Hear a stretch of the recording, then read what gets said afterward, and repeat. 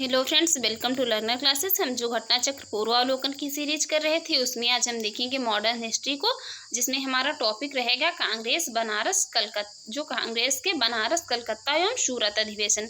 तो चलिए शुरू करते हैं। इससे पहले फ्रेंड्स आपसे रिक्वेस्ट है, यदि आप चैनल पर पहली बार हैं तो प्लीज़ चैनल को सब्सक्राइब कर लीजिएगा, वीडियो को लाइक कर दीजिएगा एंड शेयर करिए, एंड जो भी आपके सजेशन हो उसे कमेंट बॉक्स में ज़रूर बताइएगा।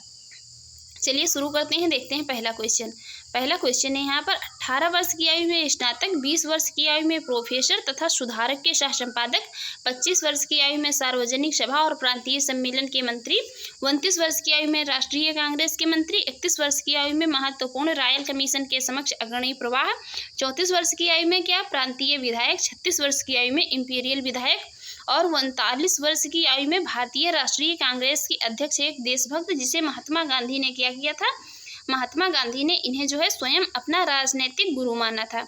ये किसके विषय में कहा जा रहा है? ये कहा जा रहा है यहाँ पर गोपाल कृष्ण गोखले के विषय में। राइट आंसर होगा ऑप्शन सी, गोपाल कृष्ण गोखले ने। देखते हैं इसकी एक्सप्लेन। गोपाल कृष्ण गोखले का जन्म 9 मई 1866 को रत्नागिरी महाराष्ट्र के एक ब्राह्मण परिवार में हुआ था। 1884 में बीए पास करने के बाद 18 वर्ष की आयु थी उस समय उनकी। वह रानाडे द्वारा स्थापित जो है दक्कन एजुकेशन सोसाइटी में सम्मिलित हो गए। उन्होंने 20 वर्ष तक इस सभा की सेवा भिन्न भिन्न रूपों में, अर्थात विद्यालय के मुख्य अध्यापक, फर्ग्यूसन कॉलेज पूना के प्राध्यापक के रूप में और फिर प्रिंसिपल के रूप में। पहली बार 1889 ईस्वी में इलाहाबाद कांग्रेस अधिवेशन के मंच से राजनीति में जो है भाग लिया। 1897 में उन्हें और वाचा को जो है भारतीय व्यय के लिए नियुक्त विल्बी आयोग के सम्मुख साक्ष्य देने को कहा गया। वर्ष 1902 में वह बम्बई में संविधान परिषद के लिए और कालांतर में जो है इंपीरियल लेजिस्लेटिव काउंसिल के लिए जो चुने गए। अपने राजनीतिक दर्शन में वह सच्चे उदारवादी थे। वह संभाव और मृदु न्यायप्रियता में विश्वास करते थे। उन्हें पूर्ण विश्वास था कि देश का पुनरुद्धार जो है यह राजनीतिक उत्तेजना के बाउंडरों में नहीं हो सकता है। वे साध्य और साधन दोनों की पवित्रता में विश्वास रखते थे। इन्हीं कारणों से महात्मा गांधी उनसे प्रभावित हुए और उनके राजनीतिक शिष्य बन गए थे। नेक्स्ट क्वेश्चन है यहाँ पर, गोपाल कृष्ण गोखले ने कांग्रेस के लिए अधिवेशन की अध्यक्षता की थी। वो बनारस अधिवेशन हुआ था 1905 में। इसमें गोपाल कृष्ण गोखले ने इसकी अध्यक्षता की थी। राइट आंसर हो जाएगा ऑप्शन बी, बनारस अधिवेशन 1905 की अध्यक्षता गोपाल कृष्ण गोखले। नेक्स्ट है यहाँ पर, भारतीय राष्ट्रीय कांग्रेस के 1905 के बनारस अधिवेशन के अध्यक्ष कौन थे? तो थे गोपाल कृष्ण गोखले। नेक्स्ट है यहाँ पर, निम्नलिखित में से किस नेता ने 1906 में कलकत्ता कांग्रेस अधिवेशन की अध्यक्षता की थी? तो वो कौन थे? वो थे दादा भाई नौरोजी। देखते हैं इसकी एक्सप्लेन। वर्ष 1906 के कलकत्ता कांग्रेस अधिवेशन में अध्यक्ष पद को लेकर पार्टी में विभाजन की नौबत आ गई थी, लेकिन दादा भाई नौरोजी के अध्यक्ष बनने से संभावित विभाजन उस समय टल गया। दादा भाई नौरोजी को लगभग सभी राष्ट्रवादी एक सच्चा देशभक्त मानते थे। राजनीतिक विचारों से दादा भाई पूर्ण राजभक्त थे। वह समझते थे कि भारत में अंग्रेजी राज्य से बहुत लाभ हुआ और वह इस साहचर्य के जो है सदा बने रहने में अभिरुचि रखते थे। राष्ट्रीय कांग्रेस के कलकत्ता अधिवेशन में पहली बार दादा भाई नौरोजी ने क्या किया था? स्वराज की मांग की थी। नेक्स्ट क्वेश्चन है यहाँ पर, कांग्रेस ने स्वराज प्रस्ताव वर्ष 1905 में पारित किया। प्रस्ताव का उद्देश्य क्या था? यहाँ पर प्रस्ताव का उद्देश्य पूछा जा रहा है कि प्रस्ताव का जो है उद्देश्य क्या था। यहाँ पर इसमें जो ऑप्शन में दिया है इसमें प्रस्ताव का उद्देश्य कुछ नहीं था। प्रस्ताव का यहाँ पर उद्देश्य था स्वदेशी बहिष्कार तथा राष्ट्रीय शिक्षा संबंधी ये प्रस्ताव था। यहाँ पर देखते हैं इसके एक्सप्लेन।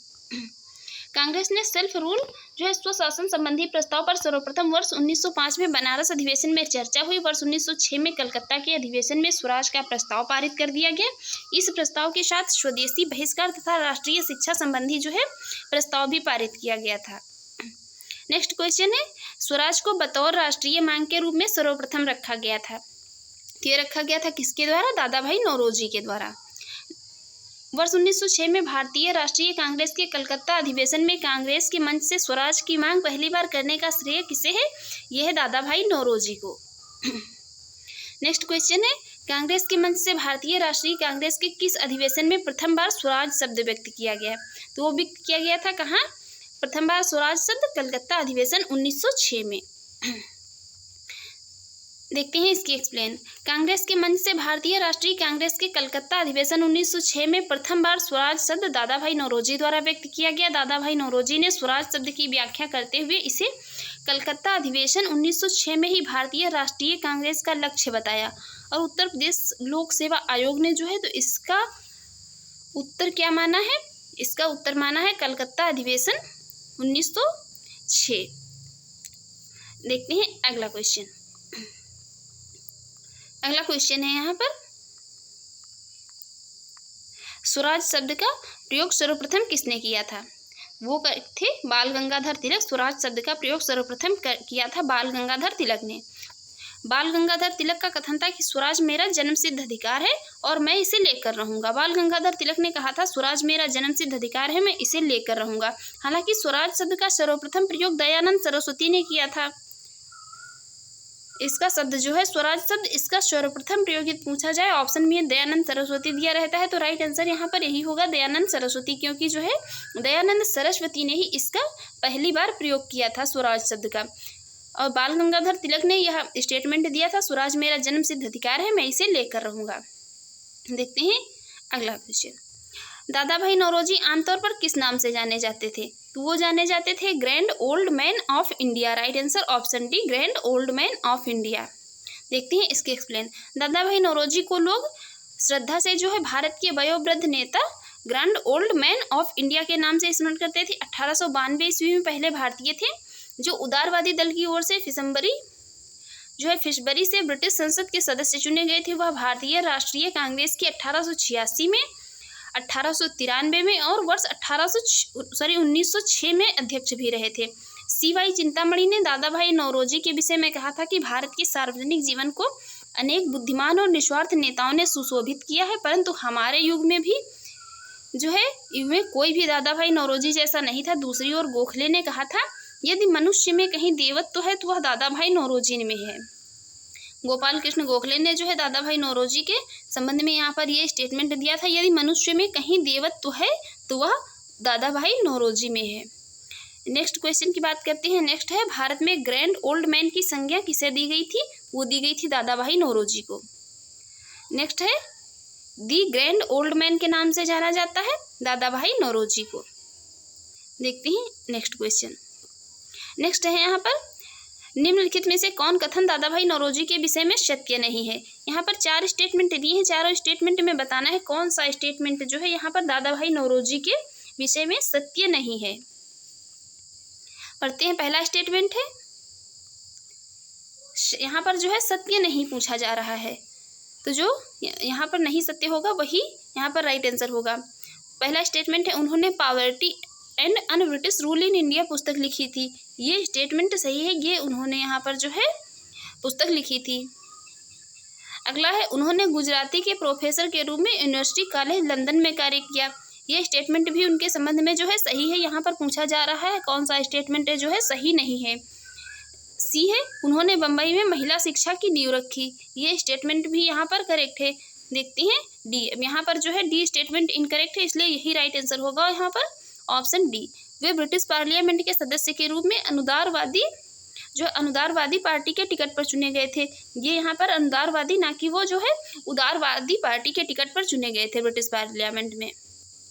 राइट आंसर होगा ऑप्शन डी। वे जो है लिबरल पार्टी के टिकट पर चुने गए थे, ना कि यहाँ पर अनुदारवादी जो दे रखा है। देखते हैं अगला। नेक्स्ट क्वेश्चन है दादा भाई नौरोजी के विषय में कितने से कौन सा एक कथन असत्य है? यहाँ पर भी 4 स्टेटमेंट दिए हैं, बताना है कौन सा स्टेटमेंट दादा भाई नौरोजी के विषय में जो है यहाँ पर इनकरेक्ट है। पहला स्टेटमेंट है वह पहले भारतीय थे जो एल्फिंस्टन कॉलेज बम्बई में गणित एवं भौतिकी के प्रोफेसर नियुक्त हुए थे। ये स्टेटमेंट करेक्ट है, इसलिए यहाँ पर ये आंसर नहीं होगा। नेक्स्ट है 1892 में उन्हें ब्रिटिश पार्लियामेंट का एक सदस्य निर्वाचित किया गया। ये स्टेटमेंट भी यहाँ पर करेक्ट है। नेक्स्ट है उन्होंने एक गुजराती पत्रिका राष्ट्र गोपतार का आरंभ किया। ये स्टेटमेंट भी यहाँ पर करेक्ट है, इसलिए यहाँ पर राइट आंसर हो जाएगा ऑप्शन डी। उन्होंने 4 बार भारतीय राष्ट्रीय कांग्रेस की अध्यक्षता की थी। ये स्टेटमेंट यहाँ पर इनकरेक्ट है, इसलिए यही राइट आंसर हो जाएगा ऑप्शन डी, क्योंकि यहाँ पर पूछ रहा है कौन सा कथन जो है असत्य है दादा भाई नौरोजी के विषय में। देखते हैं इसकी एक्सप्लेन। दादा भाई नौरोजी पहले भारतीय थे जो एल्फिंस्टन कॉलेज बम्बई में गणित एवं भौतिकी के प्रोफेसर नियुक्त थे। 1892 से 1895 तक वे उदारवादी दल से ब्रिटिश पार्लियामेंट के सदस्य रहे और एक जो है पत्रिका उन्होंने लिखी थी राष्ट्र गुप्तार, जिसकी शुरुआत राष्ट्र गुप्तार पत्रिका लिखी थी दादा भाई नौरोजी ने, जिसकी शुरुआत कब हुई थी 1851 में। दादा भाई नौरोजी 1886 से 1893 तथा वर्ष 1906 में जो है कुल 3 बार भारतीय राष्ट्रीय कांग्रेस के अध्यक्ष रहे थे, ना कि यहाँ पर कह रहा है जो उन्होंने 4 बार की थी, 3 बार की थी। नेक्स्ट क्वेश्चन है ब्रिटिश पार्लियामेंट में चुने जाने वाला पहला भारतीय कौन था? तो वो थे ब्रिटिश पार्लियामेंट में जिन्हें चुना गया था वो प्रथम भारतीय थे दादा भाई नौरोजी, वयोवृद्ध पुरुष। नेक्स्ट है यहाँ पर गरम दल, नरम दल और गरम दल के रूप में भारतीय राष्ट्रीय कांग्रेस का विभाजन किस अधिवेशन में हुआ था? किस अधिवेशन में हुआ था? तो वो कौन सा अधिवेशन था? वो सूरत का अधिवेशन, 1907 का सूरत का अधिवेशन। वर्ष 1907 में सूरत में आयोजित कांग्रेस के 23वें वार्षिक अधिवेशन में उदारवादियों और उग्रवादियों के अध्यक्ष पद को लेकर कांग्रेस का विभाजन हो गया। उग्रपंथी जहां लाला लाजपत राय को अध्यक्ष बनाना चाहते थे, वहीं उदारवादी रास बिहारी घोष को अध्यक्ष बनाना चाहते थे। अतः क्या हुआ, रास बिहारी घोष अध्यक्ष बनने में सफल हुए। सम्मेलन में उग्रवादियों द्वारा वर्ष 1906 में पास करवाए गए प्रस्ताव स्वदेशी बहिष्कार, राष्ट्रीय शिक्षा और स्वशासन के प्रयोग को लेकर विवाद और जो है गहरा हो गया। अतः क्या हुआ, दोनों पक्षों में खुले संघर्ष के बाद कांग्रेस में जो है पहला विभाजन हो गया यहाँ पर। नेक्स्ट है यहाँ पर भारतीय कांग्रेस कहाँ पर उदारवादियों एवं उग्रवादियों 2 भागों में विभाजित गई थी? तो वो था सूरत का अधिवेशन 1907 का। नेक्स्ट है यहाँ पर 1907 की भारतीय राष्ट्रीय कांग्रेस के सूरत के वार्षिक अधिवेशन के अध्यक्ष थे, वो थे कौन? अरविंद घोष, आरबी घोष। अगला क्वेश्चन है यहाँ पर एक बहुत लंबा चौड़ा स्टेटमेंट दिया है। भारतीय राष्ट्रीय कांग्रेस के वर्ष 1906 में विख्यात कलकत्ता अधिवेशन में 4 संकल्प पारित किए गए। सूरत में 1907 में हुए कांग्रेस के अगले अधिवेशन में इन चारों संकल्पों को स्वीकार करने अथवा उन्हें अस्वीकृत करने के प्रश्न पर कांग्रेस में विभाजन हो गया। तो यहाँ पर जो है किसकी बात हो रही है? इसमें से निम्नलिखित में से कौन सा एक संकल्प है जो इन चारों संकल्पों में नहीं था? कौन सा यहाँ पर ऐसा संकल्प है जो इन चारों संकल्पों में नहीं था? तो वो नहीं था, वो था बंगाल के विभाजन को रद्द करना। यहाँ पर राइट आंसर यही हो जाएगा, ऑप्शन ए, बंगाल के विभाजन को रद्द करना। देखते हैं अगला क्वेश्चन।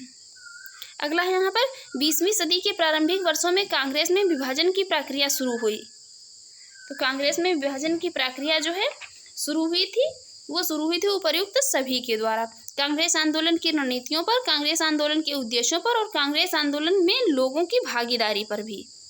देखते हैं इसकी एक्सप्लेन। 20वीं सदी के जो है प्रारंभिक वर्षों में कांग्रेस के विभाजन का एक प्रमुख कारण नरमपंथियों का अपने रणनीतियों, उद्देश्यों और आम जनता को अपने साथ रख पाने में असफल होना था। नरमपंथियों ने आम जनता के बीच काम नहीं किया। नरमपंथी राजनीतिक घटनाक्रमों के अनुरूप अपनी रणनीति में जो है फेरबदल नहीं कर पाते थे। वे यह महसूस न कर सके कि उनकी उपलब्धियों ने ही उनकी रणनीति को जो है क्या है अब व्यवहारिक बना दिया है। नरमपंथी और गरमपंथियों की सोच और अनुमान जो है पारस्परिक मतभेद के दृष्टिकोण और राष्ट्रवादी दृष्टिकोण जो है दोनों ही गलत थे। नरमपंथी यह समझ नहीं पाए कि सरकार गरमपंथियों के भय के कारण ही उनसे बातचीत कर रही है, और गरमपंथी यह नहीं समझ पाए कि उनके संघर्ष में नरमपंथी उनके लिए कवच का काम कर रहे हैं। इसके फलस्वरूप क्या हो, 1907 के सूरत अधिवेशन में कांग्रेस का जो है विभाजन हो गया। नेक्स्ट है यहाँ पर भारतीय राष्ट्रीय कांग्रेस में सूरत की फूट हुई थी। भारतीय राष्ट्रीय कांग्रेस में जो है सूरत की फूट हुई थी, तो कब हुई थी? यहाँ पर हुई थी 1907 में। राइट आंसर हो जाएगा ऑप्शन सी। ये जो है 1907 का जो ये हुआ था सूरत अधिवेशन, इसमें जो है गरम दल और नरम दल जो है उनका विभाजन हो गया था, अलग अलग 2 भागों में वो कांग्रेस बट गई थी। सूरत अधिवेशन कहाँ हुआ था? ताप्ती नदी के किनारे हुआ था। ये भी याद रखिए, पूछा जा सकता है। सूरत अधिवेशन 1907 का जो ये कहाँ हुआ था? तो ये ताप्ती नदी के किनारे हुआ था। सूरत के विभाजन में गरम दल का नेतृत्व बाल गंगाधर तिलक ने किया था। नेक्स्ट क्वेश्चन है भारतीय राष्ट्रीय कांग्रेस का प्रथम विभाजन कब हुआ था? तो वो हुआ था 1907 में सूरत अधिवेशन में। नेक्स्ट क्वेश्चन है सूरत विभाजन का नेतृत्व किया था। सूरत विभाजन का नेतृत्व किया था किसने? तिलक ने। राइट आंसर ऑप्शन सी, बाल गंगाधर तिलक ने। नेक्स्ट क्वेश्चन है यहाँ पर, नेक्स्ट क्वेश्चन है वर्ष 1907 में भारतीय राष्ट्रीय कांग्रेस के विभाजन का मुख्य कारण क्या था? यहाँ पर वर्ष 1907 में जो सूरत में राष्ट्रीय कांग्रेस का विभाजन हो गया था, नरम दल और गरम दल दो जो है उसमें ये लोग भारतीय राष्ट्रीय कांग्रेस थी उस विभाजित हो गई थी। इसका यहाँ पर जो है मुख्य कारण क्या था? इसका यहाँ पर मुख्य कारण था अंग्रेजी सरकार के साथ नरमपंथियों की वार्ता करने की क्षमता के बारे में चरमपंथियों में विश्वास का अभाव। राइट आंसर हो जाएगा ऑप्शन बी। देखते हैं इसकी एक्सप्लेन। वर्ष 1907 में सूरत में भारतीय राष्ट्रीय कांग्रेस के विभाजन का मुख्य कारण था अंग्रेजी सरकार के साथ नरमपंथियों की वार्ता करने की क्षमता के बारे में नरमपंथियों में विश्वास का अभाव। सूरत अधिवेशन में चरमपंथी लाला लाजपत राय को अध्यक्ष बनाना चाहते थे, जबकि उदारवादी रास बिहारी घोष को अध्यक्ष बनाने के पक्षधर थे। अतः रास बिहारी घोष जो है क्या हुए, अध्यक्ष बनने में सफल हुए। इसलिए जो है यहाँ पर ये कांग्रेस का विभाजन हो गया था। फ्रेंड्स जो है ये हमारी वीडियो आपको अच्छी लगी हो, आपके एग्जाम के लिए यूजफुल रही हो, तो प्लीज़ हमारे चैनल को सब्सक्राइब कर लें, वीडियो को लाइक कर दें एंड ज़्यादा से ज़्यादा शेयर करें। Thanks for watching.